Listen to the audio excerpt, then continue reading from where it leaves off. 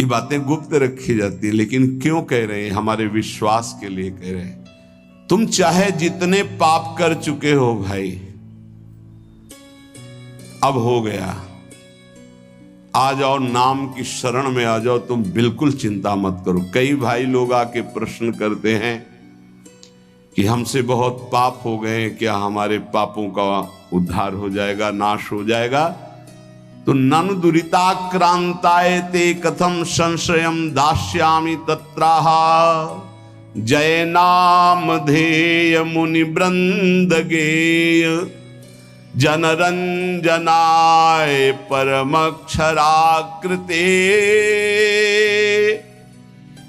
तुमनादरादपि मनागुदीरितम निखिलोग्रताप पटलिम बिलुम पशी। भगवान नाम जिसको अपना आश्रय दे देते हैं, कोई भी पाप ऐसा नहीं कि उसको दंड दे सके। ध्यान रखना, नहीं प्रश्न खड़ा हो जाएगा, फिर महात्माओं को एक कष्ट क्यों मिलता है? ना नवीन पाप, वर्तमान का नहीं पाप, पूर्व के संचित पाप नहीं, ये प्रारब्ध का है जिससे शरीर रचना हो गई। यहां संचित भस्म, आगे त्रुटि हो जाएगी वो भस्म, वर्तमान में त्रुटि हो गई वो भस्म। बहुत विवेक की जरूरत है सत्संग सुनने के लिए। अगर आप नहीं सुनेंगे तो प्रश्न खड़ा हो जाएगा कि सर्व पाप नाशक नाम है, आप ऐसा कह रहे, तो फिर महात्मा जन क्यों भोगते हैं? ये पाप का फल वर्तमान का नहीं है, ये भूत का नहीं है, ये भविष्य में हो जाएगा तो भी उसका नहीं है। ये प्रारब्ध भोग है जो अनेक जन्मों के संचित कर्म गोदाम से निकालकर इस शरीर की रचना हो चुकी है। अब हम भजन कर रहे हैं, रचना पहले हो चुकी कि 25 वर्ष में ये होगा, 30 वर्ष में ये होगा, 45 वर्ष में ये होगा। मैं जिसको अपना आश्रय दे देता हूं, कौन? नाम। भगवान कह रहे नाम ये साक्षात सच्चिदानंदमय है। बड़े बड़े मुनिगण मेरा गायन करते हैं, मैं भक्तों के हृदय का अनुरंजन करने वाला हूं, मैं अक्षर रूप से अवतार लेता हूं। ध्यान रखिए, ये हमारे लिए भगवान का अवतार हमारे मुख में, हमारे मानस पटल में, हमारे हृदय में हो रहा क्या? राधा। ये अक्षर अवतार है भगवान का। मैं अक्षरों की आकृति धारण करता हूं, जो मेरी शरण में आ जाता है मैं उसकी जय करा देता हूं। जिते विनायक शुभ अशुभ विघ्न करे नहीं कोई, विघ्न करे नहीं कोई, डरे कलिकाल कष्ट भय, हरे सकल संताप हरस हरिनाम जपत जय। पक्का ये सत्य है, ये वैभव संपन्न है, ये अकाल है। बोलते हैं सिख भाई, जो बोले सो निहाल, सत्य श्री अकाल। कालातीत तुम्हें बना देगा, श्री संपूर्ण वैभव प्राप्त हो जाएगा। सत्य है, वैभव संपन्न है, कालातीत है, और जो इसको बोले तो निहाल हो जाए। कह रहे हैं उसकी जय हो जाती है। एक एक शब्द पकड़ो, हृदय आनंद में भर जाएगा। मैं अक्षर रूप धारण करता हूं, राधा राधा राधा। ये जो आपके मानस पटल पर राधा राधा, ये प्रियाजू ने अक्षर आकृति धारण करके आपके हृदय में पर्सनल अवतार लिया है। नाम भगवान कह रहे मेरा उत्कर्ष नामी से भी बढ़कर है। नामी ने तो एक अहिल्या जी का उद्धार किया, वर्णन आता है चरण स्पर्श करा के, और नाम जब स्पर्श किया तो करोड़ों अहिल्या परम पद में पहुंच गई, कौन जानता है। भगवान जब अवतार लेते हैं तो बड़े बड़े असुरों को मारते हैं, नाम जब अवतार लेता है तो ऐसे जिनको जानता भी नहीं कोई कितने पापाचारी, और वो सब भगवत पद को प्राप्त हो गए। नाम का उत्कर्ष नामी से भी बढ़कर के है। यह उत्कर्ष केवल हम सबके कल्याण के लिए नाम भगवान धारण करते हैं। जो आदर पूर्वक नाम जप करता है उसकी तो बात ही क्या है।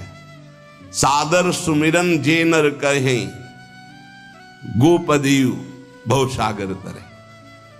गाय के खुर के गड्ढे में जैसे जल भरा हो तो पार होने में क्या देर लगती है, ऐसे भव समुद्र पार हो जाता है जो सादर नाम जप करता है। लेकिन यहां कह रहे हैं यदि अनादर पूर्वक भी जपे,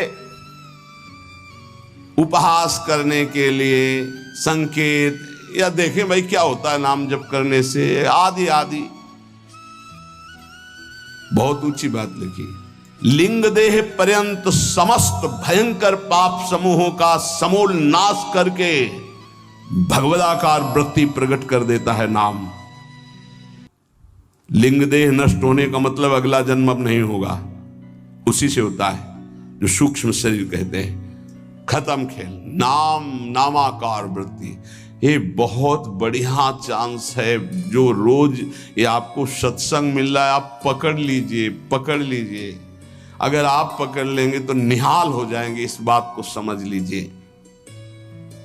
न च नामाभाषः पापान्नेव दग्ध्वा निवर्तते अपितु स्वावाच्ये भक्तिं च प्रकाशयतीत्याह। नाम की तो बात जाने दो, नामाभाषी तुम्हारे पापों का सर्वनाश कर देता है। जैसे आप पूरा नाम कहना चाहते थे राम, लेकिन रा उच्चारण किया, मां नहीं कह पाए और शरीर छूट गया तो आपको भगवत प्राप्ति हो जाएगी। पूरा नाम उच्चारण करना चाहते थे राधा, पर रा उच्चारण हुआ, धा नहीं कर पाए और शरीर छूट गया, आपको भगवत प्राप्ति हो जाएगी। यदा भासोप्यद्युन कवलित भवध्वांत विभवो दृशम तत्वाधानामपि दिशति भक्ति प्रणयनीम जनस्तस्योदात्तं जगति भगवन्नाम तरणे कृतीते निर्वुक्तुम का इहि महिमानं प्रभवति। यदि जिह्वा से निकल रहा है राधा राधा राधा राम कृष्ण हरि जो नाम, बोले ये पाप ही केवल भस्म नहीं कर देता, पाप प्रवृत्ति को भस्म करके विशुद्ध भक्ति को प्रकाशित करता है। ये बहुत पाप की जड़ है पाप प्रवृत्ति, दुर्वासना मम सदा परिकर्षण। ये बहुत ऊंची अवस्था तक जाती है, चिंगारी रूप भगवत साक्षात्कार तक बनी रहती। ध्यान रखना, भगवत साक्षात्कार जब होता है तब बात खत्म हो जाती। मम दर्शन फल परम अनुपा, जीव पाओ निज सहज स्वरूपा। ये छोटी मोटी साधना से दबते हैं, चिंगारी बनी रहती, घास फूस मिली, हवा अनुकूल पड़ी तो ज्वाला बन जाएगी। यदि आपकी जिह्वा पे नाम चल रहा है तो नाम सूर्य की तरह प्रकाश करता है अंदर। कोई आंधी तूफान किसी तरह बुझा नहीं सकता। ये आग नहीं है, ये सूर्य का तेज है। संसार में कौन ऐसा प्रवीण होगा जो नाम की संपूर्ण महिमा कहने में समर्थ हो? कहूं कहां लगी नाम बड़ाई, राम न सकही नाम गुण गाई। भगवान भी अपने नाम की महिमा का पूर्ण वर्णन नहीं कर सकते तो औरों की बात क्या। अश्मोर्ध महिमा आज तक कोई नाम के यथार्थ नहीं कह सका। 2000 जिह्वा वाले भगवान शेष जी महिमा का वर्णन करते करते पूर्ण आज भी नहीं कर पाए। कोई नहीं, ऐसा नाम का प्रभाव है कि कोई नहीं आज तक पूर्ण महिमा का वर्णन कर पाया। तत्व दृष्टि से जो विहीन जन हैं उनको भी तत्वबोध प्रदान करने वाली सामर्थ्य नाम में विराजमान है। अथई कांतिक भावो नोपासितम नाम भोगैक विनाश्यमपि प्रारब्धम विनय भोगात विनाशयतीत्याह। यदि नाम जापक उपासक चाहे कि मुझे प्रारब्ध ना भोगना पड़े तो ये भी सामर्थ्य भजन में है कि प्रारब्ध नष्ट कर देगा, पर भगवत प्राप्ति में बाधा आ जाएगी। भगवत प्राप्ति में बाधा आ जाएगी। यहां ध्यान दीजिए, अगर किसी को ऐसा लगता हो कि भजनानंदी संतों को जो रोग आता है अगर भजन में दम हो तो मिटा दें, तो आप देख लीजिए शास्त्र प्रमाण। वो कह रहे अथई कांतिक भावे नोपासितम नाम भोगैक विनाश्यमपि प्रारब्धम विनय भोगात विनाश्यति। बिना भोगे प्रारब्ध का विनाश हो जाएगा भजन करने से। तो क्यों नहीं करते संत जन अपने प्रारब्ध का नाश? क्योंकि भगवत प्राप्ति में बाधा पड़ जाएगी। तो शरीर अविनाशी थोड़ी है। मानो कैंसर है, किडनी फेल है, ये है वो है, तो ये अपने समय तक के लिए है। जहां समय पूरा हुआ तो जिनकी किडनी ठीक है वो मरते नहीं है क्या? जिनको कैंसर नहीं वो मरते नहीं क्या? अरे बड़े स्वस्थ गाते बजाते चले जाते हैं। गाना बज रहा है, वो आगे गाड़ी में राधा वल्लभ श्री हरिवंश गए। समय है एक इसको ज्ञान होता है भक्त का। तो भक्त अपने भजन का प्रभाव प्रारब्ध नष्ट करने में नहीं करता, ध्यान रखना। नहीं तो शास्त्र आज्ञा करता है कि भोगैक विनाशमपि प्रारब्धम विनय भोगाद विनाश्यति इत्याह। बिना भोगे प्रारब्ध का नाश हो जाएगा। अभी तक सुनते रहे कि पूर्व पाप, संचित कर्म पाप और आगे वर्तमान में हो, ये सब अहम त्वाम सर्व पापेभ्यो मोक्षयिष्यामि मा शुचा, प्रारब्ध भोगना पड़ता है। तो अब यहां कह रहे हैं कि अगर नाम निष्ठा पूर्वक जपा जाए, अथई कांतिक, एकांतिक भाव, नाम किसी हमारे पास और कोई बल नहीं, कोई साधन नहीं।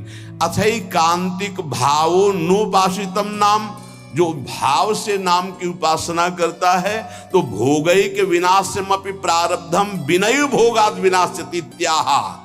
बिना भोगे प्रारब्ध का नाश हो जाएगा। जैसे श्रीधर बाबा हमको एक चरित्र सुनाए थे राधा कुंड के संत भगवान का, कि वो रोज सोहनी लगाते थे राधा कुंड में। कोई थूक दे कोई ऐसा तो उसे साफ करके राधा कुंड के जल से, कि हमारे प्रिया प्रीतम यहाँ विहरण करते हैं। और भिक्षान्न से उदर पोषण करते थे, खूब निरंतर नाम जप करते थे। एक दिन वो राधा कुंड की सेवा करके बैठे ही थे कि एक काला दुर्गंध युक्त पुरुष आया। उसने कहा बाबा मुझे स्वीकार करो। तो बोले कैसा? बोले मैं 12 वर्ष का गलित रोग कुष्ठ हूं जो तुम्हारे शरीर पे आना चाहता हूं, पर इतना भजन है कि मैं बिना आपकी आज्ञा के आ नहीं सकता। मैं प्रारब्ध हूं आपका, 12 वर्ष गलित कुष्ठ। उनका भाई इतना समय नहीं हमारे पास कि मैं भोगूं, ये हमसे तुमसे नहीं पूछा जाएगा। हाँ ही ऐसे बड़े भजनानंदी गुरुजनों की बात है, उनका हमारे पास समय नहीं है। दूसरे दिन फिर बाबा स्वीकार करना पड़ेगा, हम 12 वर्ष का गलित कुष्ठ 6 साल में भुगवा देंगे। नहीं हमारे पास समय। क्रम से रोज आते रहे। एक दिन आए, बोले बाबा स्वीकार कर लीजिए प्रारब्ध, या फिर भजन से नष्ट कर दीजिए। और भजन तो नहीं देंगे, भजन नहीं देंगे। तो बोले बाबा स्वीकार करो। तो बोले 24 घंटे स्वीकार करने पर आप राजी रहेंगे? तो बोले 12 वर्ष का कष्ट 24 घंटे में दूंगा, आप भोग पाएंगे? तो उनका हमारी बात तय है, तुम पूरे 12 वर्ष का जितना कष्ट है वो हमें 24 घंटे में दे दो, मैं स्वीकार करूं। बोले कोई औषधि नहीं, कोई पानी देने वाला नहीं रहेगा, दरवाजा आप अंदर से बंद करेंगे? बोले बिल्कुल अक्षरशः ऐसा। बाबा ने अपने शिष्यों से कहा दरवाजा बंद कर रहा हूं, आज इसी क्षण समय देख लीजिए, 24 घंटे तक कोई हमारे कमरे में नहीं आएगा, कोई विक्षेप नहीं पहुंचाएगा, हम खुद निकल आएंगे। जे ही का स्वीकार है, पूरा शरीर मवाद से युक्त हो गया, भीषण पीड़ा कढ़ाते रहे, हा कृष्ण हा कृष्ण। और 24 घंटे व्यतीत होने के बाद संपन्न हो गया। जब बाहर निकले तो तेजोमय स्वरूप किए। उन्होंने प्रारब्ध भोगा, ना कि भजन दिया। यहां कह रहे कि अगर आप भजन बल से चाहें, देखो अगर किसी ने वस्त्र दे दिया, किसी ने भोजन दे दिया, किसी ने कुटिया बनवा दी, तो उसका प्रारब्ध लेकर भोग लेते हैं महापुरुष। फिर अपना प्रारब्ध कैसे छीड़ कर लेंगे? विचार करो, महापुरुषों में इतनी सामर्थ्य है, वो फिर अपना प्रारब्ध क्यों? उनको विशुद्ध ज्ञान है कि शरीर नाशवान है, हम भोग सकते हैं, ये नहीं भोग सकते हैं। पर कोई भी साधक चाहे तो प्रारब्ध का नाश कर सकता है, पर साधक वही जो चाह मिटाने के लिए भजन करता है, शरीर को सुख प्रदान करने के लिए नहीं। पर हमारे शास्त्र में सिद्धांत है, अथैकांतिक भावे नोपासितम नाम भोगैक विनाशमपि प्रारब्धम विनय भोगाद विनाशयति त्याहा। एक बार भाई जी महाराज हरिद्वार में ऋषिकेश में बहुत ही हालत खराब थी, उठना बोलना बंद था, बड़े कष्ट में थे। इतने में श्री सीताराम ओंकारनाथ जी महाराज आ गए, बड़े सिद्ध महापुरुष थे। उन्होंने कहा कि कुछ मिनट भाई जी से वार्ता करनी है, तो उनका इस समय तो नहीं हो सकती क्योंकि बहुत शिथिल और बहुत पीड़ा है। बोले आप सूचना दे दीजिए। तो भाई जी से कहा कि श्री सीताराम ओंकारनाथ जी महाराज पधारे हैं आपके दर्शन के लिए, कुछ संभाषण कर। ऐसे बैठ गए जिसे आराम से लेटे हो। कहाँ हैं? और गए और गंगा जी के किनारे चौकी पर बैठकर दोनों महापुरुष घंटों भगवत चर्चा हुई, और फिर आए और जे ही आके सैया पे लेटे, फिर वैसे ही। क्या ये प्रारब्ध उनके ऊपर शासन कर रहा है? नहीं। बस यही भूल संसारियों से हो जाती कि अगर भजन का ये परिणाम है कि दुख ना हो तो महात्मा को कष्ट क्यों है? नहीं, बिल्कुल कष्ट नहीं है, बिल्कुल कष्ट नहीं। तुम उसे नहीं जानते हो, तुम बाहरी ढांचे को कष्ट में देखकर कष्ट जानते हो। अगर तुम्हारे अंदर वो विवेक हो, वो सामर्थ्य हो, या कोई मशीन बनी हो, उनकी छाती में लगा के देख लो, ऐसा परमानंद विश्व में किसी को नहीं होगा जैसा भगवत भजन करने वाले को होता है। भोग के द्वारा ही प्रारब्ध का विनाश होता है, ऐसा शास्त्रों में पाया गया। पर नाम में इतनी सामर्थ्य है, प्रारब्ध कर्म भोगे बिना नष्ट हो जाएगा। नहीं तो प्रारब्ध बड़े बड़े तपस्वी ज्ञानियों भक्तों ने भी स्वीकार करके भोगा है। प्रारब्ध कर्म स्फुरण होके नष्ट हो जाएगा। स्फुरण स्वप्न में देखा आपने, 4 लोग आए, मार लाठी आपको बहुत पीटा, आंख खुली, एक और डंडा ले लगे, प्रारब्ध भोग नष्ट हो गया। कुछ प्रारब्ध भोग भगवान भोगवा देते हैं और हजारों प्रारब्ध भोग कटवा देते हैं। हजारों प्रारब्ध भोग स्वप्न में कटवा देते हैं। विश्वास करना, भगवान बड़े लीला बिहारी हैं। अपने जनों के प्रारब्ध को बहुत मात्रा में जो लिखे हुए हैं उनको तो स्वप्न में कटवा देते हैं, कुछ ऐसे थोड़े देते हैं, और वो भी ऐसा मार होता है प्रारब्ध का भगवान के भक्तों का।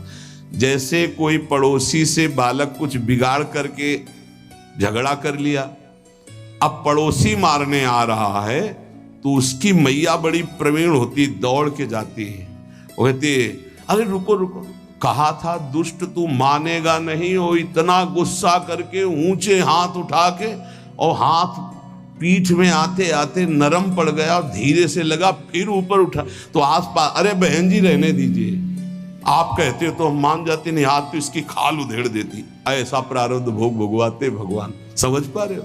हाथ बहुत ऊंचा उठा रही मैया, पर उसका लाला है इसलिए बहुत धीरे पड़ता है जाकर के। अगर पड़ोसी मारता तो भले हाथ ऊंचा ना उठता, लेकिन वो बहुत जोर का लगता।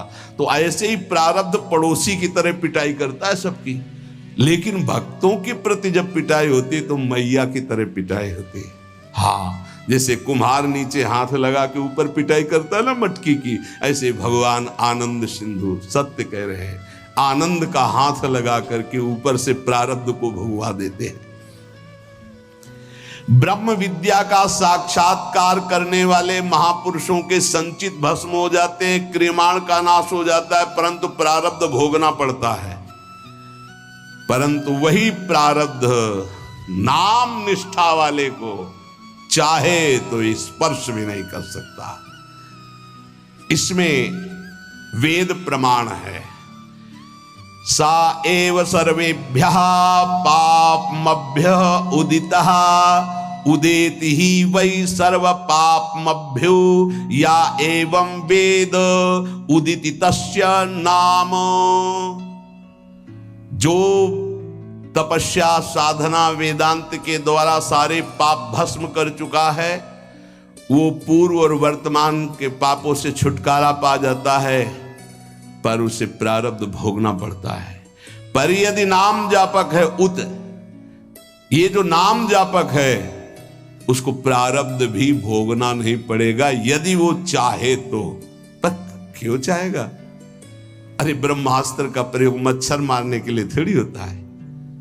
आप आगे बढ़ो, खुद आपका हृदय कहेगा आओ प्रारब्ध स्वीकार करते हैं, लेकिन भजन एक भी नाम नहीं देंगे तुम्हें, भोग लेंगे हम। बहुत बढ़िया बात है।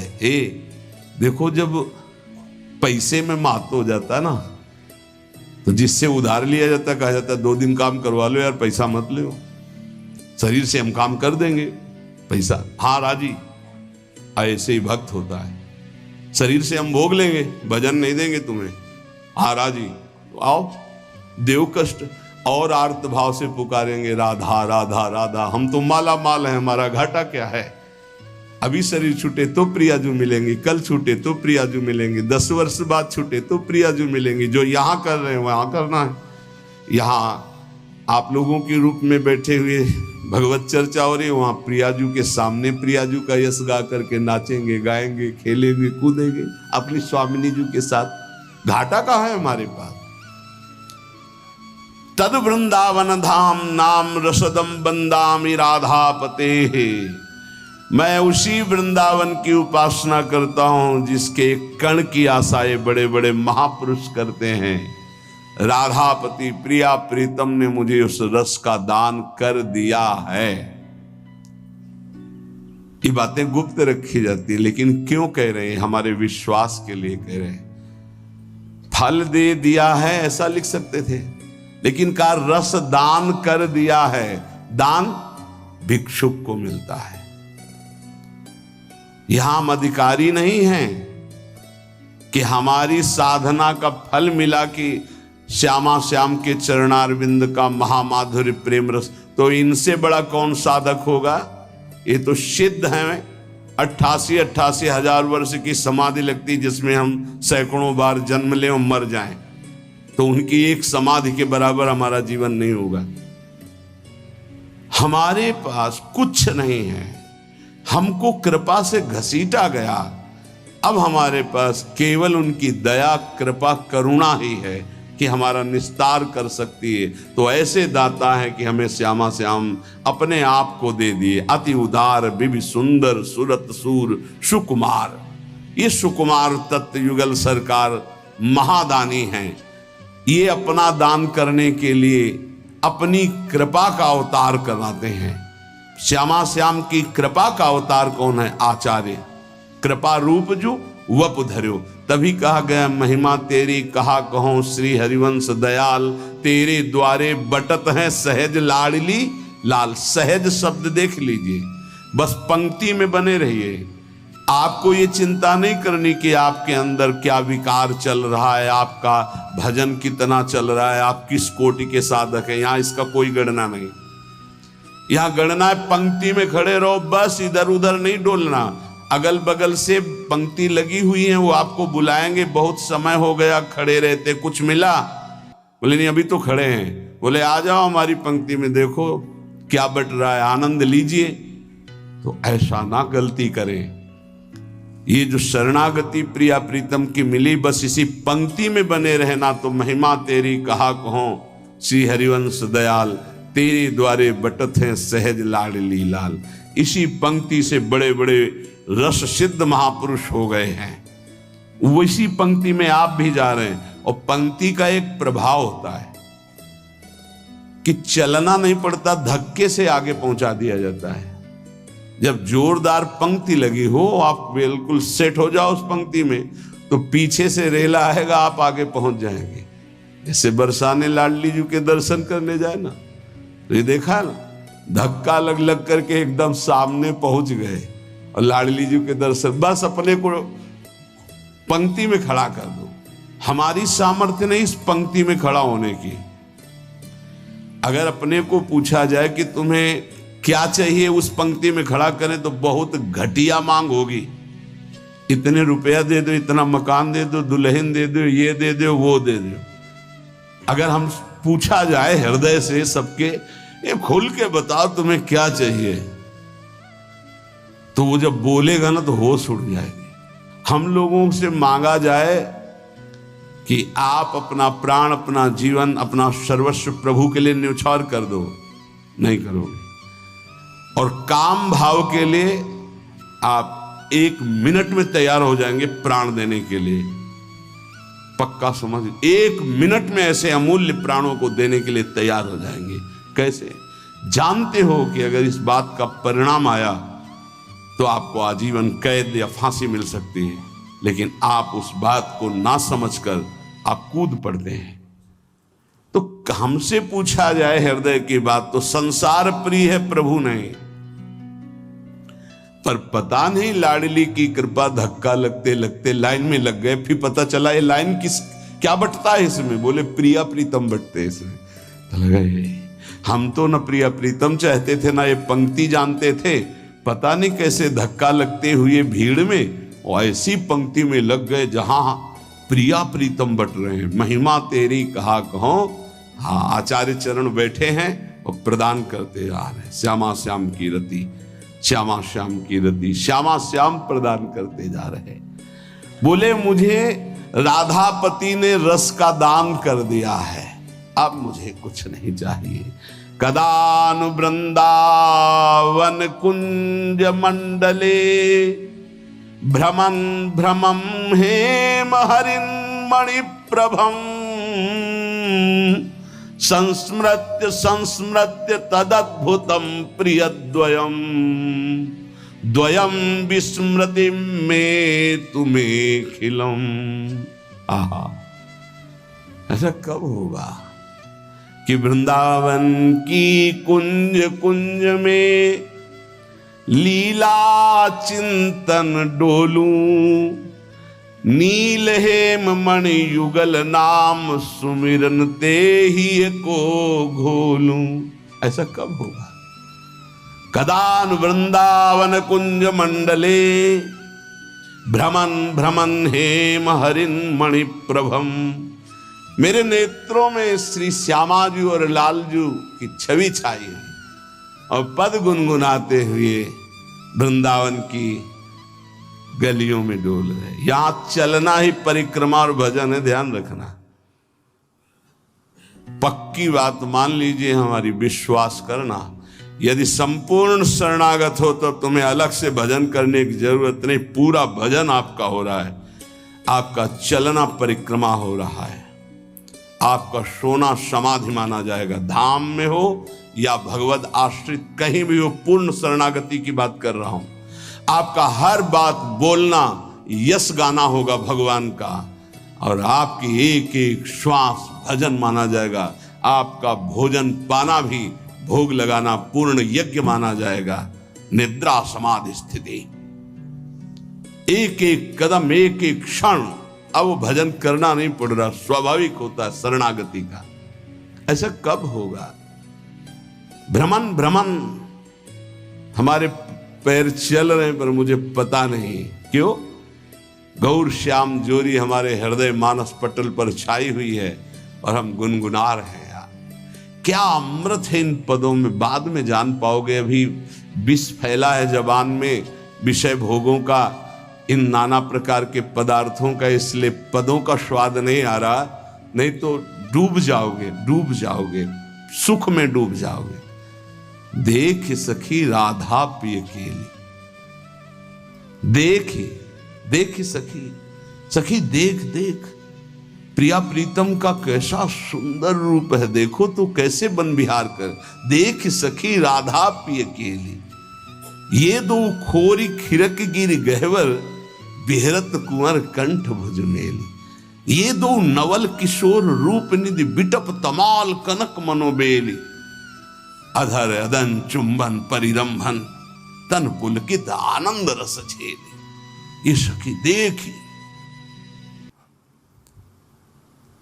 आज देख ब्रज सुंदरी, मोहन बनी केली, अंश अंश बाहुदय, किशोर जोर रूप रास, मनो तमाल अरुझि रही, सरस कनक बेल।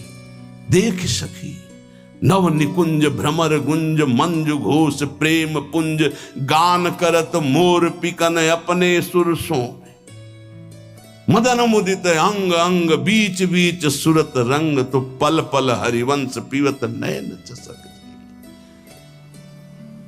ये गा तो गए 2 मिनट में, लेकिन जब शोभा उतरेगी ना तो कितने घंटे शिथिल हृदय बना रहेगा। महाप्रेम रस कब ऐसा होगा कि वृंदावन में इन पदों को गुनगुनाते हुए, लीला का चिंतन करते हुए, रूप माधुरी का पान करते हुए घूमूंगा। संस्मृत्य संस्मृत्य तदद्भुतम प्रियद्वयम, मेरे परम प्राण प्रिय द्वैसी नवल किशोरी नवल किशोर जी की स्मृति में रहूंगा। विस्मृति में तो मेखिलम, और सब भूल जाऊंगा, केवल स्मृति में मेरे प्रिया प्रीतम रहेंगे। नाम, यदि हमारे मुख में नाम चल रहा है तो ये स्थिति दुर्लभ नहीं है।